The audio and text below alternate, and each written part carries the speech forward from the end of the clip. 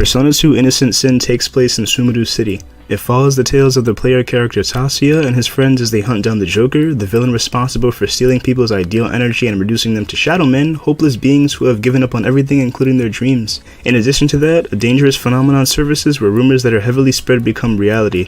Our heroes must both stop the Joker's schemes and uncover the source behind various negative rumors before they tear apart the world for good. And you've got an amazing cast of characters to back you up. Lisa is heavily in love with Tatsuya, Michelle's narcissistic attitude serves as comedic relief, Maya's unwavering optimism is what keeps the party going, and Yuki's maturity stabilizes the group. What I especially loved was how well they developed through the events in the story. It was a thrill to see these characters face reality head-on, embrace their insecurities, and evolve together over the course of the narrative. I found myself growing very attached to the cast through emotional plot revelations and wacky scenarios calling for goofy banter. Their character dynamics amplified the already intriguing storyline to an entirely new level, and to be honest, I feel this game's overall storyline beats Personas 3, 4, and 5. Before we get into gameplay, I want to talk about overworld exploration, which is further fleshed out by the side quest system. There are a ton of places you can visit, with most of them being well populated with rumor mongers and civilians. After deriving information from someone, you go back to the Kuzunoha detective agency to spread that rumor for a price and it'll come true. For example, you can spread rumors about a shop selling high quality weapons so you can physically buy them yourself, or you can spread a rumor based on a powerful demon that'll soon spawn in a dungeon.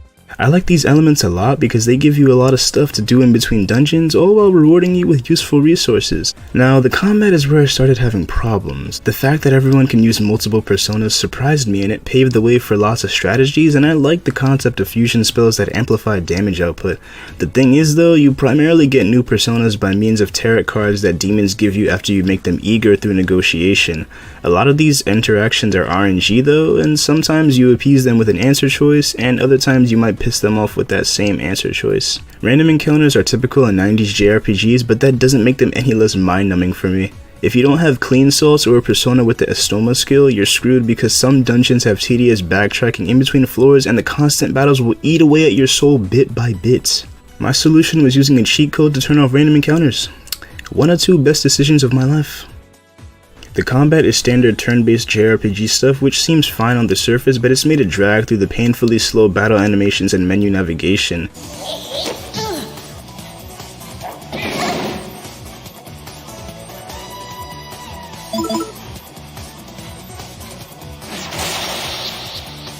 Let's go, everybody! Most of the bosses aren't really difficult, but they drag on forever because you have to sit through damage displays, the game processing your inputs, and move confirmations. It really gets annoying as you progress through the game.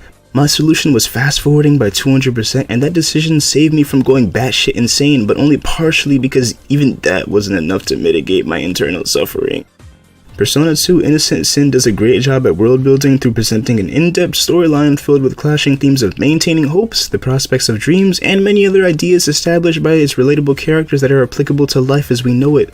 The compelling narrative was the main force pushing me to complete this game because, on the contrary, the actual gameplay forced me into the avatar state on numerous occasions. I do think Persona 2 is worth playing because of its amazing story and interesting characters, but only if you have access to an emulator that can toggle random encounters and fast forward, because I care about you and I want you to have fun.